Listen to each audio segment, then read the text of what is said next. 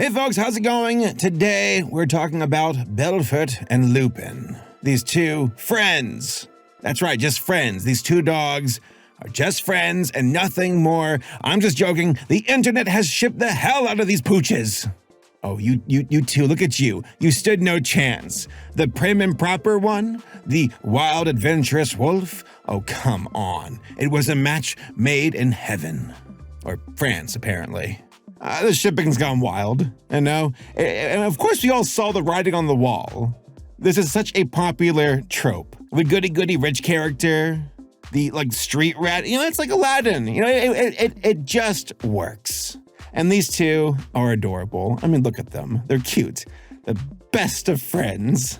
So yes, it caught my attention and I wanted to know more.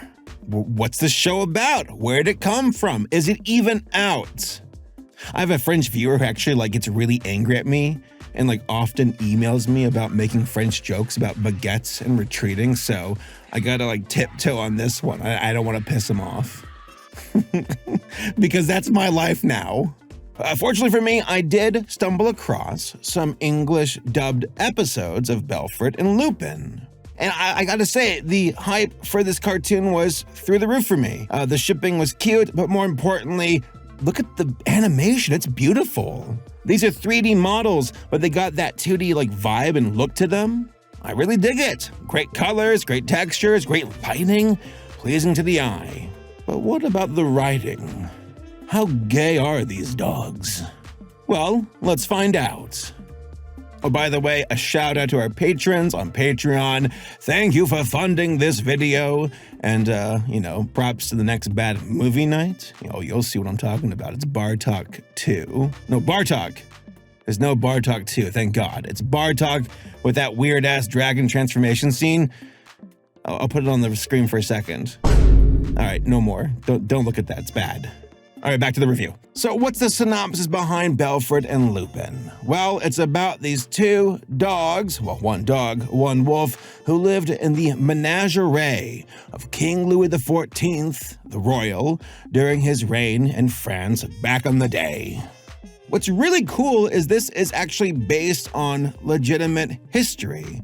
At the end of every episode, there is an actual history lesson that has truth to it that ties into the concept of the episode it's based on. There's one about this girl mouse who's Monsieur, I cannot find my house, and my house was in the wig. And it's oh, well, we have to go find the wig. And we find the wig, and she's oh, I've lived in this wig my entire life. Thank you, Monsieur. And at the end of the episode, they're so by the way, real story, rats and spiders and fleas lived in these wigs all the time. Also, French people pooped in the hallways back in the day.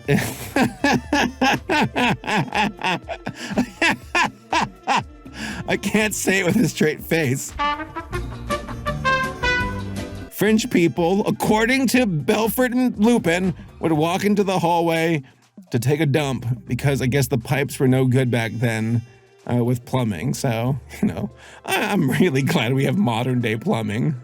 So the show itself has a colorful cast of characters. You have the royals, you have the people who are attending the royals at the palace. You got other talking animals, like an elephant, flamingo, a cat, parrot.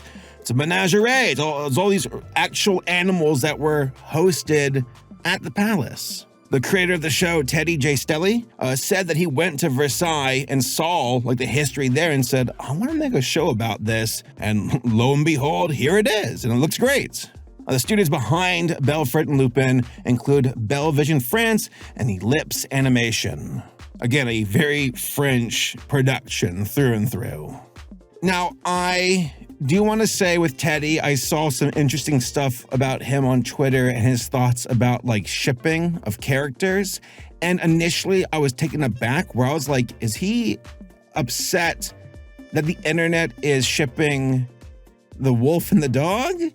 Because there's some screen caps of him fighting with fans, and I was confused about that, and he deleted the tweets and deleted his Twitter. So I'm what happened here? Because there's also evidence that he got upset about a fanfic that shipped two sisters together, which really apparently freaked him out, which makes sense. But like, it's one of these things where it's like, oh man, this is what comes with the territory of making anything and putting out into the world, is fans get weird with it. And I'm not justifying it. I'm not saying like just deal with it, but it's like an uphill battle. Makes me think about Alex Hirsch and Gravity Falls and all the horrors he had to witness. What was it now? Like Disney like said like, yo, for folks who join our channel and make cartoons here, here's a folder of art of people who are fans of Kim Possible. That's what you can expect. So just like giving you a heads up. We'll talk more about this here in a bit. All right, back to the actual show. So as far as English dubbed episodes go, there are only 4 available that I know of. There's one about that, again, the mouse with the wig. There's one about these like Russian geese who are like, Das Vidanya. We have to turn the pipes on so we can practice our Swan Lake like musical. There's one about a flamingo who's trying to find his way back to Africa. And then one where this Siamese cat was framed by a parrot and is going to get thrown out because the royals got pissed off. Those are the episodes. And by the way, they're like 22-minute long episodes. Off the bat, they're too long. These episodes are too long. The writing is, I have a little bit of an issue with it. I just don't understand. Why is this children's cartoon show not appeasing my adult sensibilities? I had high hopes going into it. I thought it would be like a Bluey energy or G4 My Little Pony, as far as having a bit more of like a general audience like writing to it with the characters. But after watching the episodes, I was like, oh, it's for kids. Duh. So I can't be, I'm not upset at that. I'm just like, oh, it's for little kids. And I'm not saying like that's not the kids for G4 Ponies or Bluey. It's also for little kids. But there really is an appreciation for writers who can nail both like older audience, like parents watching the show, and then kids too. They both could enjoy it.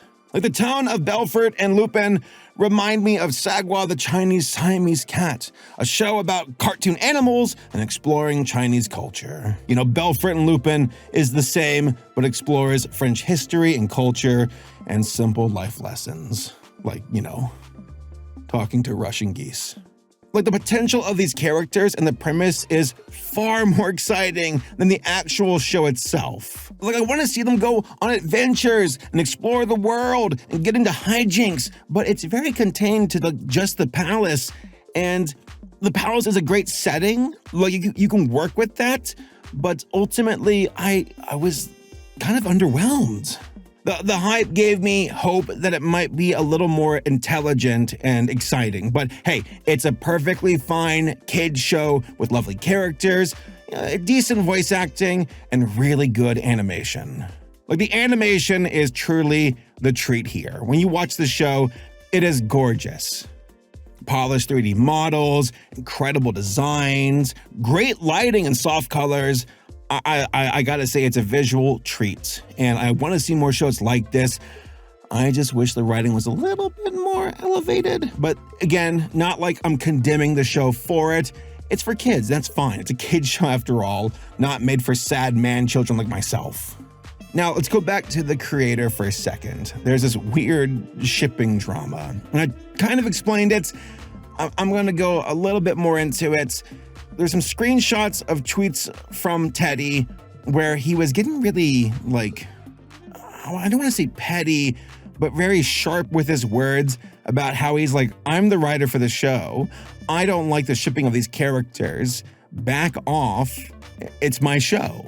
Initially, I was like, oh, first time? This is your first time running into a crowd like this. But at the same time, I looked more into it. And I think, because the guy deleted his tweets, deleted his Twitter, and when you look at the screenshots, you think he's talking about Belfort and Lupin. That's what I thought. I'm like, dude, who cares? Who cares if the dogs are gay or people ship them? They look pretty damn gay to begin with. But then I realized, oh, it might be referring to Belfort's sisters and people shipping that on fanfic. And it's like, yeah, I get it, Teddy. That's not cool either. You can be upset with that, but unfortunately, trying to fight it it's just a losing battle. It's the internet. It sucks, man. It sucks really hard, and you just have to let it go. You have to ignore it. I mean, go the path of Alex Hirsch. The amount of awfulness he had to see with his own show with the Pine Twins, you know, for your own mental well-being and your soul, don't look at it. Don't interact with that. You can go, oh, the Belfort and Lupin, well, to me, they're just friends, so and then for people who actually are like not miserable, I think they can connect the dots with other characters as far as what's canonical or not. But yeah, I just gotta say, I do feel kind of bad for the guy. But at the same time, it's like interacting with the internet, trying to fight it like that. You're not going to win. You're just not. Go back to your show. Just make good episodes. I want to see more. You know, I like the history aspect of the show. I do believe that Belfort and Lupin would benefit being like 11 to 12 minutes long. I think the runtime kind of hurts the pacing. It drags on at times. Then again, it is a kid's show, so, you know, I'd watch this as a kid. As an adult, not so much. Really pretty, though. Hopefully, it'll pick up in pace and go places. I think it's supposed to make an official debut on YouTube here soon. There are French episodes out there. Obviously, English episodes too, but not too many. We'll just have to see what comes next. But for the creator, go for a walk, get a cup of tea, don't overthink it. And for the fans, you know, be nice. You know, might be his first rodeo. Let's be chill about that. But as it goes, I mean, when I see Belfort and Lupin personally, in my headcanon, I'm like, that's pretty gay. I asked my gay friends, and they're like, oh yeah, those dogs are gay as hell. And I'm like, that's what I thought too. But hey, folks, those are just my thoughts. What do you all think? Tell me down below in the comments, and I will see you all next time. Au revoir. That's how you say it, au revoir? Au revoir. I am now preparing the delicious rabbit Francois. Oh, okay.